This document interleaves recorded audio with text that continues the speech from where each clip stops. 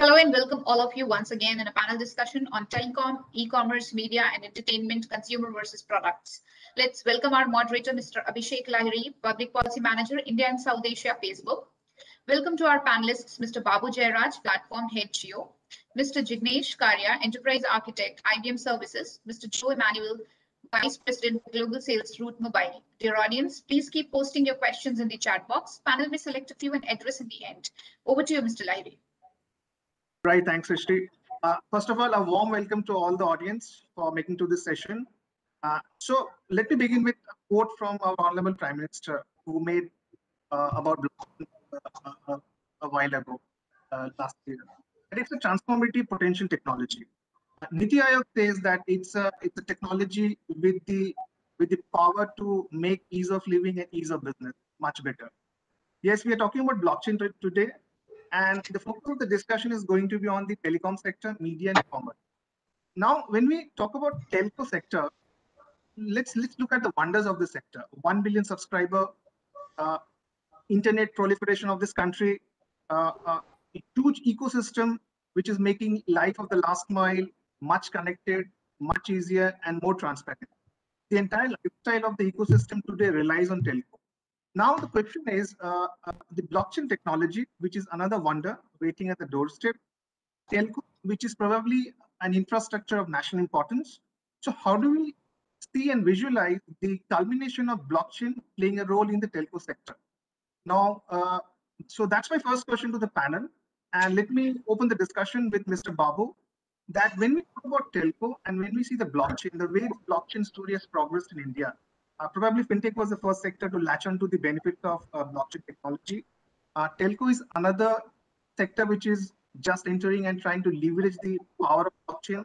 Mr. Babu, just for the understanding and to kind of set the tone of the discussion, where do you see the value of blockchain technology adding to the telco sector, the wonders which telco has already achieved?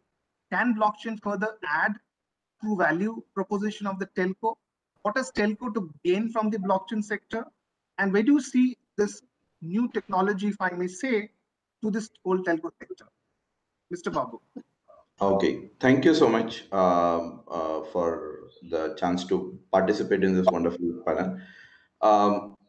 To answer your question, I think the telcos have been one of the at the forefront of trying to adopt the newest technologies, because there is a inherent need to handle the scale, and there is an inherent need to innovate, to evolve over a period of time, from the technology spectrum like 4G to 5G and so on, or for big data technologies or any of this. So in that sense, blockchain is one of the things that we have been fortunate to have a chance to adopt, especially in India, which is the first of its kind across the world, where we have been able to set up a network, a blockchain network among all the telcos as a consortium, where the entire D&D preferences of the customers, the consent of the customers, as well as the registration of all the telemarketers and the business entities across the India has been able to register, and we have been in production for last 2 years. So this is probably the world's biggest private blockchain network powered by Indian telcos. So in that sense, we have been an early adopter in this space. And the way I see it is not just for the scrubbing the SMS, which is what you have been hearing for last 2 days, right? We have been the hot topic in the press. That is not the only area where I see us growing. We are also going to see a lot of adoption in terms of mobile number portability use cases, in terms of doing reconciliation between international and domestic carrier settlements, and many more. I can see as a very much a offshoot of this particular platform being adopted in more and more use cases. Yeah, no, I think a perfect list of the use cases. What we understand that application of blockchain in the telco sector is a combination of bringing process efficiency, reducing the cost, and as you mentioned, it's the largest consortium of the platform ecosystem. Come to Jignesh. Jignesh, what's your take on the as-is scenario of the ecosystem today? As Mr. Babu said, these are the number of use cases which can be looked at. Some are already live. Some are some of the unique proposition which you just mentioned. What's your take? What is the value which blockchain brings to the sector? Yeah, so first of all, thanks for providing this opportunity to talk within this esteemed panel, right? Now, coming to the point that you made, right? So let's talk about blockchain. What do we have in blockchain? It's all about how an asset is shared across various participants within the network, right? Where it is permission, where there is a trust being developed between the participants in that overall network that you have created via the blockchain, right? And the content is amicably shared based on certain rules, which we call as smart contracts, right? Now, if we look at that definition, and if I take telco as one of the underlying domain, right? Let's take content as an example, right? It is nothing but a digital asset. Now, telco is at a unique position where it shares a unique relationship with all the customers, right? They are the front end for all the digital content that is going to be shared either via the media company or via any other user generated content as well, right? Now that content is a digital asset. Now if I can create a scenario wherein all the settlement related to the content providers, right? Today there is a big problem when it comes to sharing the content right from the content provider to the content producer, and there are intermediate layers of people who are distributors, sub distributors. So the time it takes to get the content onto the digital screen, and also the settlement for that content across various participants in the ecosystem is a manual process. It takes a lot of time. It has a lot of problems out there, and the major problem out there is why it is manual is because of the trust factor. Now blockchain solves that problem for you, right? I mean, if I can record all the transactions right from the producer till the time it has been consumed by the consumer on a distributed ledger, and everybody can view it, and based on the smart contracts the entire reconciliation and revenue settlement happens across all the participants in the network, it makes a beautiful solution for all the parties in the ecosystem, right? So now look at the same telco getting extended to another line of business, which is media and entertainment, right? Yeah. Yeah. I think Jignesh, fair point. I think what you have mentioned and what Babu said, that it's how you look at the number of use cases. It's how you kind of empower and bring new revenue meaning to the whole concept of content and content aggregation. Coming to you, Joe, while we understand that there are a number of use cases which are being tested, which are at proof of concept level, and definitely we all kind of are looking at a pipeline where there can be another set of use cases. What we need is a kind of a concerted effort, probably. Now, Joe, since you work very closely with the OTT players, the solutions you provide kind of encompasses various segments of the telcos. What's your experience, Joe, like when it comes to the different demand side segments, whether it is the OTT players, whether it is the media houses, where does blockchain fit in, and how can the value proposition further get strengthened? We are sitting in 21. When we go to 22, how do these things keep getting strengthened as an offering for the demand side from the supply side?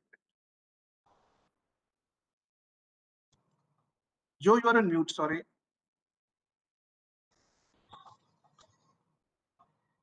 So thanks for this opportunity to discuss these points on the blockchain.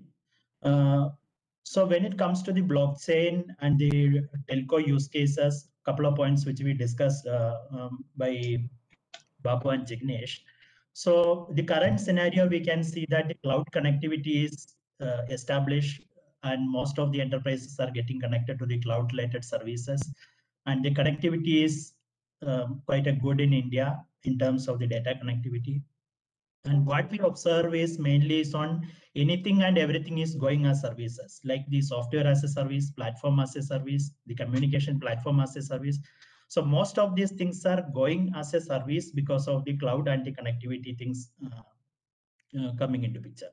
And from the telecom perspective, what they can do is how they can get into this wave and offering a lot of these as services, maybe a mobile money as a services, like giving digital wallets to various enterprises, mobile identity as a services. Also, the devices can be also the device or the device security or the data security can be provided as a service. The blockchain itself can be provided as a service.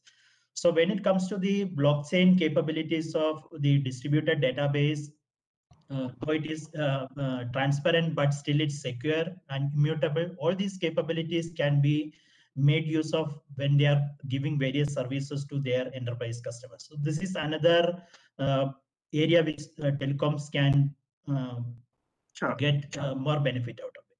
And also, one more point on the in the current scenario, we can see that 25 to 30% of the smartphones will have the eSIM capabilities, maybe in the current scenario, maybe in the couple of years down the line. And also the IoT devices may be contributing to 80 to 90% of the virtual SIMs. So the relevance of mobile numbers or the MSISDNs attached to the SIMs are kind of disappearing. So what mostly the operators or the telecom regulators can come up with something of a consolidated or common pool of mobile numbers from which the consumers, the end users can pick the numbers, and it's not going to be directly associated with the operators, but operators will be going as enablers for those kind of mobile numbers. So the users will have the flexibility to pick from the numbers irrespective of the operator. If you look at the MNB scenario, MNB is like in the current scenario, we can't even really find out which mobile number belongs to which operator.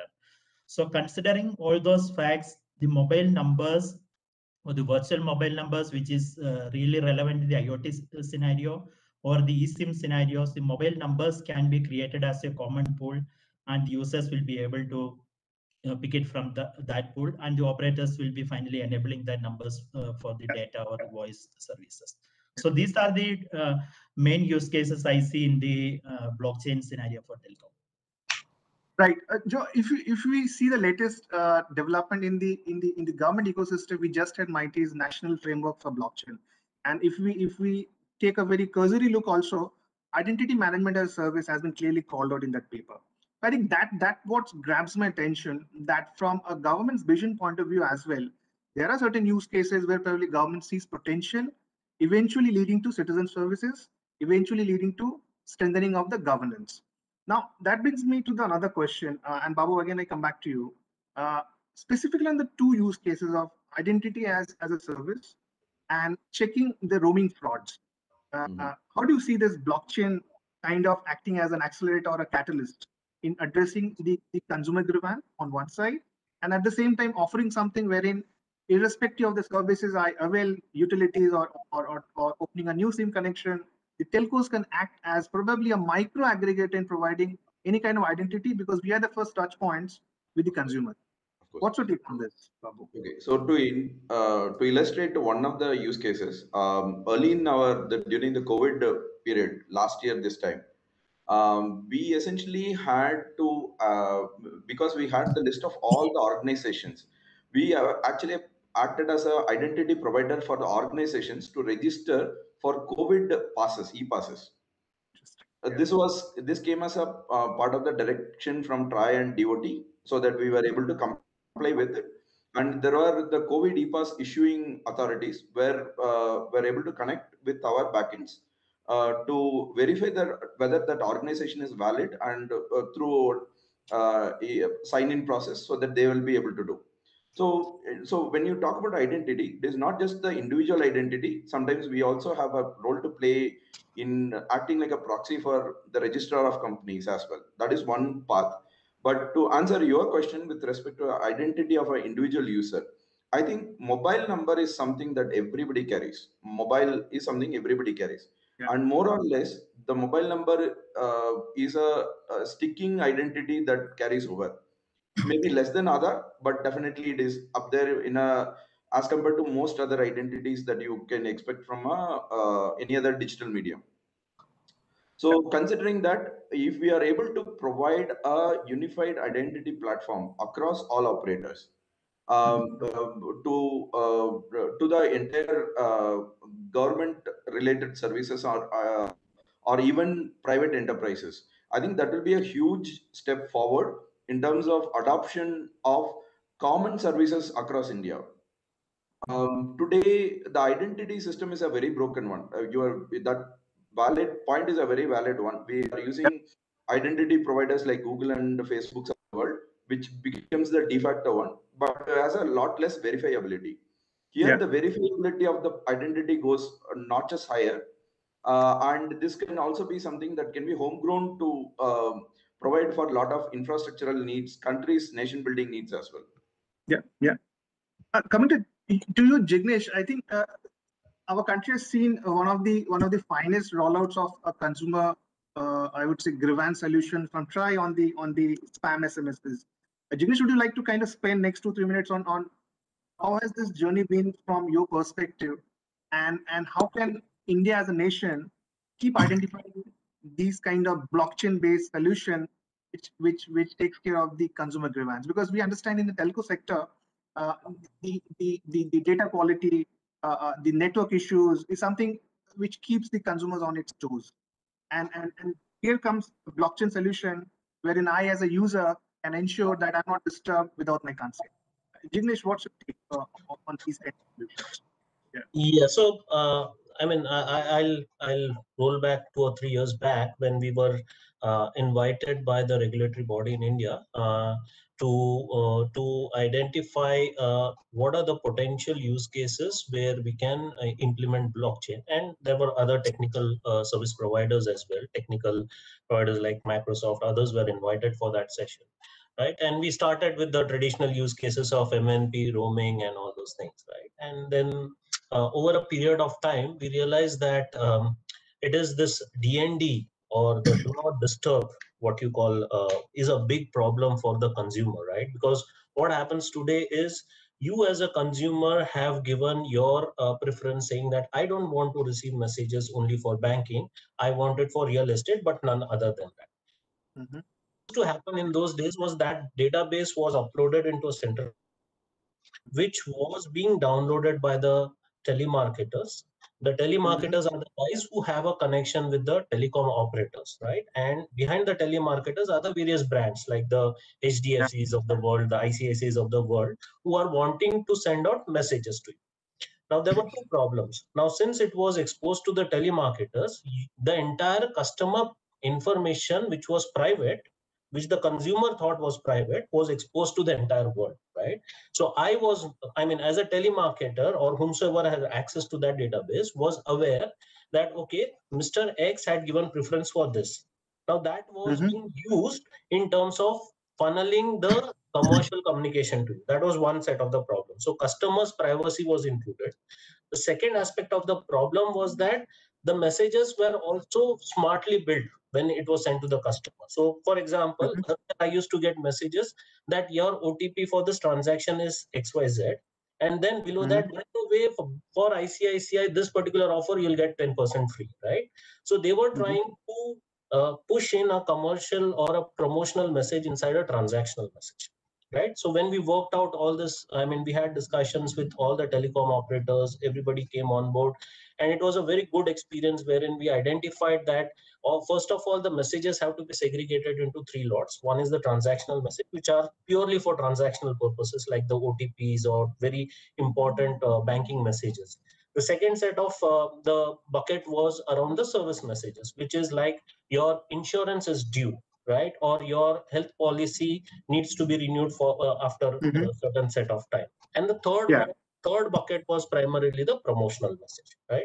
And we said that none of them can be mixed with each other, right? And every brand who wants to send out these messages, let's say if HDFC wants to send out this message, it has to register himself. So they will be given a header that, okay, you will have this header under which this message will be sent to you, to the customer, right? Now, it had to also give the template against which the message would be sent, right? That this is the template that would be followed. Now, what would happen at the telecom operator's end was that it would check against the customer that whether he has given a consent for a banking message or no, and whether the template is being followed by that particular brand or no, right? Without exposing that information to the telemarketer, right? So customers' privacy is kept as it is. versus we are following the essence of what type of message the customer has asked for, right? And that was a big shake in terms of what was going on since past 10-15 years versus what has been implemented right now. Yeah, there may be some what you call teething issues while implementing the solution, but it has been a massive change in the way it has been implemented. And that's where blockchain Fantastic. being the Yeah. underlying platform to do all this scrubbing, maintaining the customer's consent, maintaining the customer's privacy is something which it has helped. So I think that's a fantastic story, Jignesh. Joe, coming to you, since you come from a cloud background, Joe, my pet question to you is, a blockchain to me will never succeed if we do not take care of the data security aspects, right? Because there's a bunch of data, tons of data, which needs to be taken care of.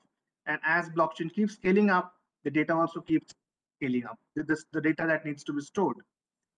Joe, how do you see the data security and the data storage sensitivities as India looks forward to different use cases, which Babu mentioned, which Jignesh highlighted? What's your take on this? Is the ecosystem going well from a data security point of view? Because without data security, use cases probably may not scale up. Your take, Joe. Yeah. Yeah, so agree. So definitely when there is database is distributed, because that is the essence of a blockchain, and the consensus are across the stakeholders, and the transparency is something which is talking about the blockchain. So data security is something really critical for any of these use cases to be implemented. So unless that data security is clearly implemented, the adoption of this blockchain will be a real challenge in the market. So any use cases, whether it is telecom or any other industries, to enable with the right use cases, the data security, which is critical for the blockchain, it's a mandatory to be enforced. And I'm sure that all the security policies which is coming along with the blockchain as a blockchain platform, supporting all this flexibility in terms of bringing the security around that. Yeah. So Abhishek, Yes, Babu, please. adding a couple of added to what Joe was talking about. I think he made a very valid point that it has to be secure. Some of the things that we see as a trend in the last few years is that a lot of times you may want to lot outside of the chain, and there are some data that is on the chain. If we are talking about on-chain data, we have a fairly decent, depending on the blockchain framework that you choose, either Coda or Hyperledger Fabric. You may get encryption algorithms like elliptic curve algorithms and other things, which may be quantum resistant, at least to wherever we are, we may be quantum resistant up to that point. But whereas the data outside of the chain, which has to be stored outside, that also has a very massive impact, especially in the areas of media as well as on e-commerce. When you have to store bulk of your data outside, for example, if I were to build a content sharing framework on the likes of YouTube, but I'm building it on top of a blockchain where the video gets stored somewhere else, and authenticated values of how that can be accessed, all that have to be guaranteed for the blockchain part to work. So this becomes doubly more important in those use cases. And there are certain frameworks like trusted computing framework and a few other models that have come up to address there's an evolution that we are in terms of addressing this particular area of concern, and I'm pretty sure there will be a lot more things that we will see as we go along. Sure. I think coming to you, Jignesh, while we do see clear-cut use cases in the telco sector, there are definite use cases in the media, be the royalty protection of the royalty distribution, or whether it is the publishing rights of a music composer. I think there are different revenue streams which can be built on the top of the blockchain technology. If I want to kind of buy a paragraph of an author, and micropayment is the solution. Perhaps blockchain is the only technology which can enable a micropayment, which hitherto from a through a formal channel is just not affordable. Dinesh, now coming to you, India is at the cusp of 5G revolution. What are the use cases around 5G which can actually get unblocked through blockchain? So there are a lot of use cases, and I'll not only talk about telco. We can look at e-commerce also as one of the industry, right? I mean, one of the most important aspects of blockchain is to talk about provenance, right? And if you look at an e-commerce company, I am sure all of you must be buying something via Amazon, Flipkart, XYZ, right? And at times you get the news that some of the products are fake, right? And you don't even know as to what is the origin of those products, or the reseller who is trying to push that product onto the Amazon platform, is it real in nature, right? Now, that brings to question as to what is the provenance of that entire product. Where did it originate from? Now, blockchain is a platform wherein you can use that to identify the provenance of that entire product in itself, or the asset that you're trying to sell via the e-commerce platform, right? Whether it is a food, whether it is coffee, whether it is a electronic item, whether it is anything else, or digital media, right? Whether or pharma item. Agreed. Right. So and you did speak about that non-fungible. Recently, we saw one of the John Doherty selling his first tweet as a non-fungible asset via blockchain. Now that's the power of blockchain. That the asset that he has transferred is via blockchain. Right. So that's an important aspect that is brought into picture when we look at from an use case perspective. Now coming to 5G, right? Now 5G, what is going to happen is there will be a lot of requirement for towers which will come in, right? And the towers are there will be a massive need for the towers to be set up very close by, right? And because of the edge scenarios and a lot of devices being connected, XYZ. And I believe all the telcos won't have that much of capex to invest in terms of building those towers within India. So what would happen is you will have to have towers getting what you call shared between telco operators, which happens today also, 2G, 3G, but it will happen for the 5G set of towers as well, right?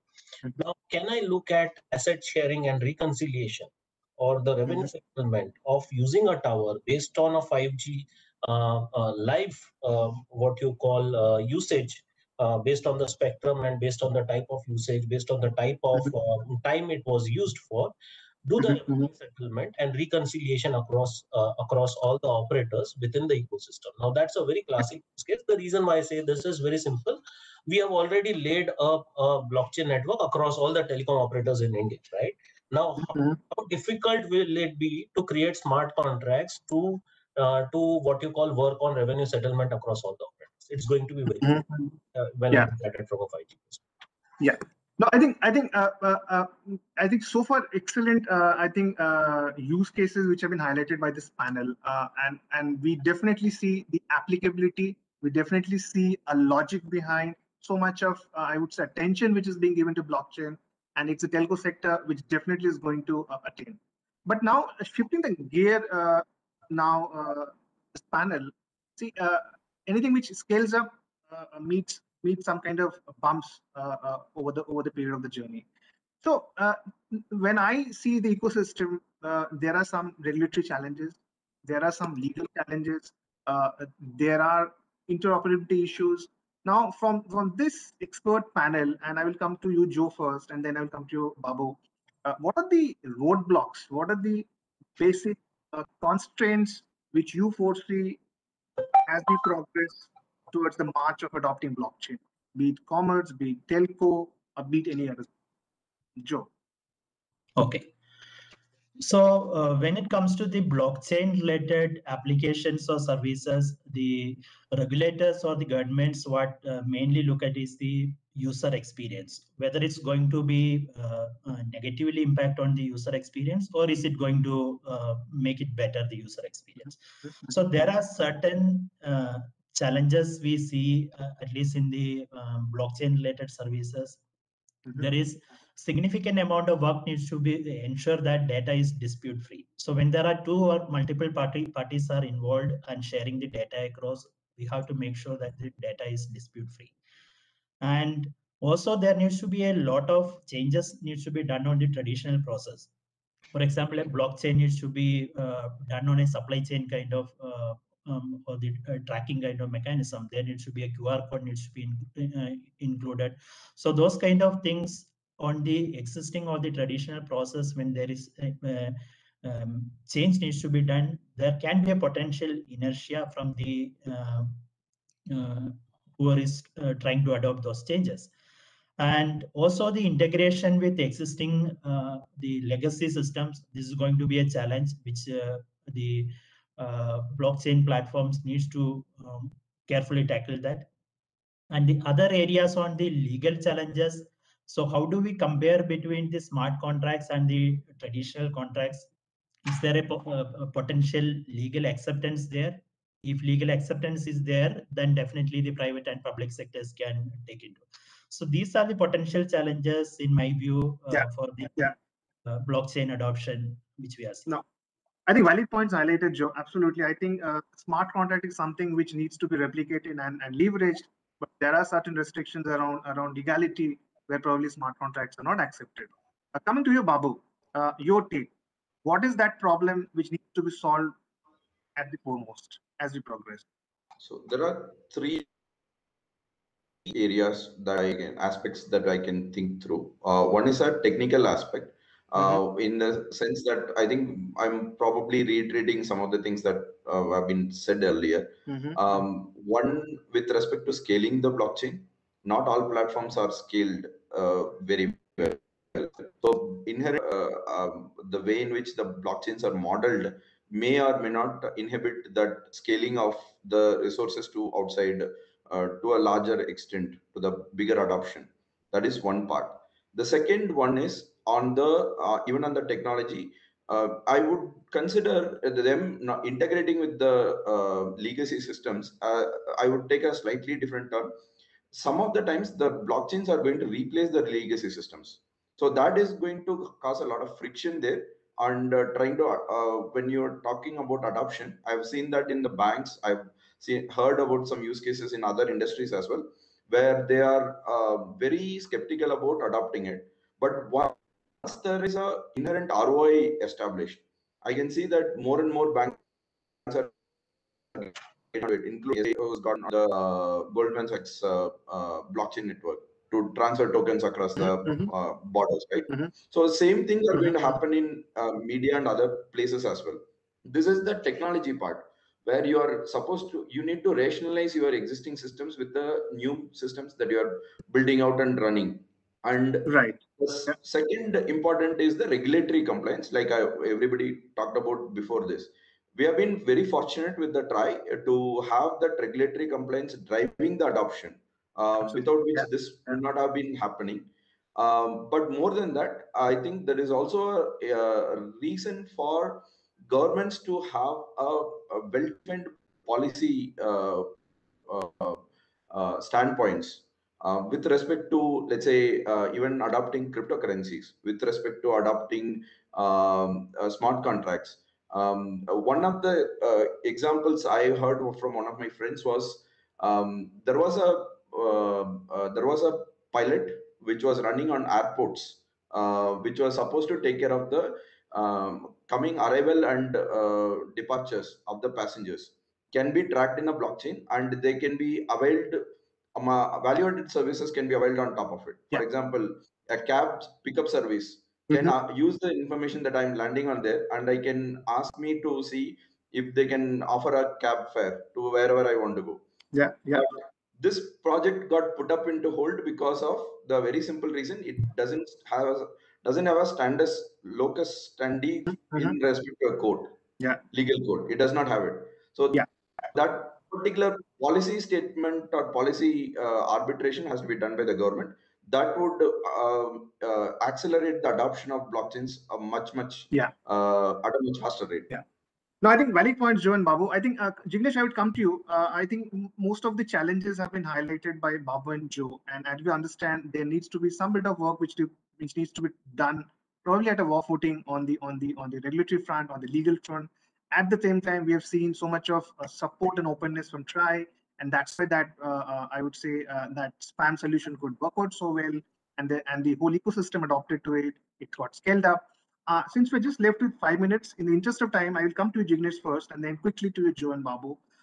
With the use cases in place, with the challenges identified, what's the final vision, the roadmap, and the recommendation you see? What does it take to make blockchain a story which India can tell to the rest of the world? Yeah, so I think the foundation for the story has been laid via the spam solution that we have implemented for the TRAI body via all the telecom operators, right? Now it's only a mean of expanding it and telco being at the center of all the lines of business. I mean, irrespective whether it is healthcare, whether you come to e-commerce, whether you come to a music industry or media and entertainment industry, everything goes via telecom, right? I mean, telecom acts as the touch point for all the customers to get access to all these assets. I would call again the assets, whether it is physical, whether it is digital, or whether it is in some shape or form, right? Yeah. Now, we have to build use cases across this telcos. Like we can build a blockchain use case for roaming fraud or fraud related use cases with banking. Similarly, we can do it for healthcare, wherein Babu spoke about Health Pass as one of the solution that we implemented last year, right? Similarly, we can do royalty, what you call settlement for the music and entertainment industry. Now that's for us to work on and expand on the existing foundation that we have laid for it, right? Yeah, Babu, your last 2 minutes take on what's the success recipe going to be for India blockchain? So I think we are going to see a new wave of blockchain platforms in the first place to adapt to a country like India or to adapt to a population requirement for this thing. We need to have a very good. Sorry about the interruption. So to adapt to the people, the number of people we have in India, and the variety of use cases that it can be there, I think the base is there, the need is there. The only thing is just the time will essentially be bringing a lot of these into fruition in the next few months to years. That is what my take is. Yeah, Joe, your final words of wisdom. So we have the technology, we have the skill, and we have all the resources in India. So to address all these issues or make available all these use cases for the people around. So only thing is that on the regulatory side, maybe the NITI Aayog or maybe on the TRAI or such regulatory bodies needs to come up with the right set of rules and regulations to ensure that the blockchain adoption is happening in various industries. So that's what from my side. Yeah, no, I think to sum up, Jignesh, you wanted to say something? No, I just said I wanted to say one line. I mean, there are a lot of misconceptions also being, and I know it because I go to a lot of telcos, a lot of other line of business when we are talking about blockchain. One is that scalability is not a problem with blockchain. We have demonstrated via the TRAI use case. The second is the data privacy is also not an issue. People think that if I put my data on blockchain, everything gets exposed to the entire world. There are rules and regulations, there are business rules which we can enforce, by which only the required entities can access that data. So these are the two misconceptions which I want to say, that we should train everyone so that the adoption of blockchain becomes much more faster. Yeah, I think to sum up, I think this wonderful discussion, first of all, I thank the panel, and probably by now we understand the use cases, the challenges, the roadmap. I will just conclude by saying that we are all set. We have started running on the roadmap of blockchain. We just need to fly. Thank you. Thank you. Thanks, everyone. Thank you. Thank you all. Thank you to all the speakers for such an insightful discussion and conversation. Dear audience, stay tuned for more. Thank you.